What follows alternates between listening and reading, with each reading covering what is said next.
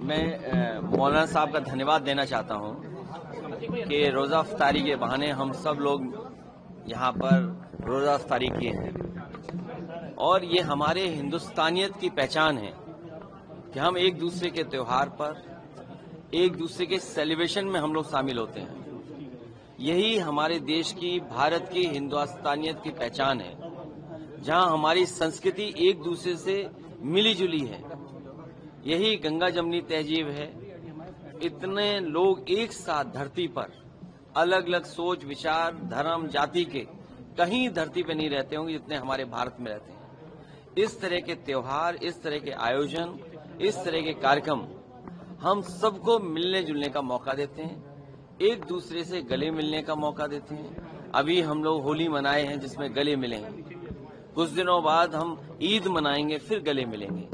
यही हमारे भारत की सबसे बड़ी पहचान है कि जहां हम सब मिलजुल करके एक साथ रहते हैं।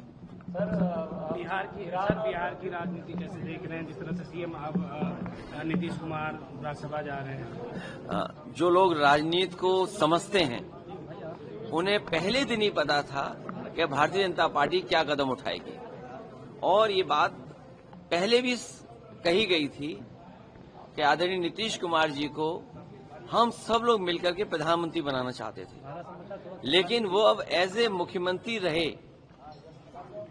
अब वो रिटायर होंगे राज्यसभा मेंबर के रूप में। हम तो चाहते थे कि प्रधानमंत्री के रूप में रिटायर हों, लेकिन अब वो राज्यसभा के मेंबर होकर के ही रिटायर हो जाएंगे। ईरान-इजराइल का जो युद्ध के पक्ष में हम लोग नहीं हैं। समाजवादी पार्टी कभी युद्ध के पक्ष में नहीं रही है। युद्ध नुकसान करता है, युद्ध जाने लेता है।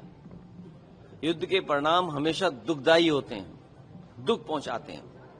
युद्ध के पक्ष में हम लोग नहीं हैं। पूरी प्रक्रिया आ चुकी है, मगर अभी तक के बीजेपी के बड़े नेताओं की कोई प्रक्रिया नहीं है, शोक दिखा रहे हैं, अपना हंसी मजाक नहीं लगे। कैसे देखते हैं सर ये विषय? क्योंकि भारत सरकार पे ज्यादा है, लेकिन जब भारत सरकार ही चुप है तो मजबूरी में विपक्ष के लोगों को अपनी पक्ष रखना पड़ रहा है, जहां भारत सरकार को अपना पक्ष रखना चाहिए। और इतनी कमजोर शायद सरकार कभी किसी ने नहीं देखी होगी। बीजेपी ट्रिपल एफ फार्मूला लेकर के आ रही है, ब्रह्मास्त्र बता रही है उसको, उस पर क्या कहें? मैंने कहीं पढ़ा ही नहीं। ट्रिपल एफ क्या है? ट्रिपल एस सरकार, संगठन और संघ।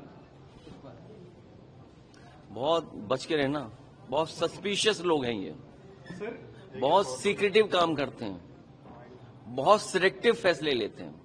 तो इनका एसएस जो भी हो, हमने एसएस आपको बता दिया। सर, अमेरिका ने 30 दिन की अनुमति दी है कि जो है भारत तेल खरीद सकता है रूस से। देखिए, विदेश नीति पे हमसे चर्चा मत कराओ। विदेश नीति जो दिख रही है वो नहीं है। अंदर ही अंदर कहां हाथ किससे मिले हुए किसी को नहीं पता।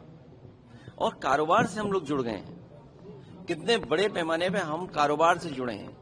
चीन से हम कितना कारोबार कर रहे हैं, फ्रांस से हम कितना कारोबार कर रहे हैं, रशिया से हम कारोबार कर रहे हैं, अमेरिका से हम कितना बड़ा कारोबार कर रहे हैं। यूरोप में हम कई देशों से फ्री ट्रेड एग्रीमेंट कर लिए हैं। पड़ोसी देशों से हमारे दूसरे तरह के संबंध हैं। इसलिए विदेश नीति और आर्थिक नीतियां साथ साथ चल रही हैं।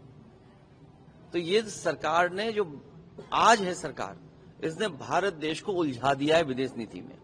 सर, ममता बनर्जी शास्त्री अब समर्थन कर रहे हैं। बनारस में उन्होंने कहा है कि मैं स्वामी और मुक्तेश्वरानंद के साथ में हूँ, हालांकि 11 मार्च का आमंत्रण नहीं मिला है और एकांतवास पे जाऊंगा। मैं तो देश के सभी साधु संतों से और जितने भी हमारे पूजनीय गुरुजन हैं, जो समय समय पर भारत की संस्कृति को आगे बढ़ाते हैं, वो सभी पूजनीय शंकराचार्य जी का समर्थन करें।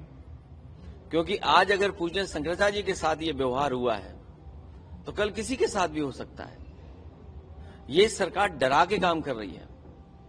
ये डरा करके लोगों को अपमानित कर रही है। उनको कितनी पीड़ा हुई होगी जब उन पर झूठे मुकदमे लगे।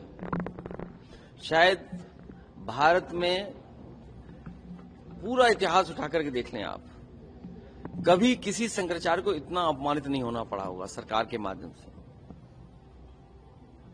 सर, ममता बनर्जी कह रही है कि होने जा रही है क्या नेताओं की पीडीए को मुझे बनने के लिए और बड़े नेताओं को? पीडीए परिवार बढ़ता रहेगा।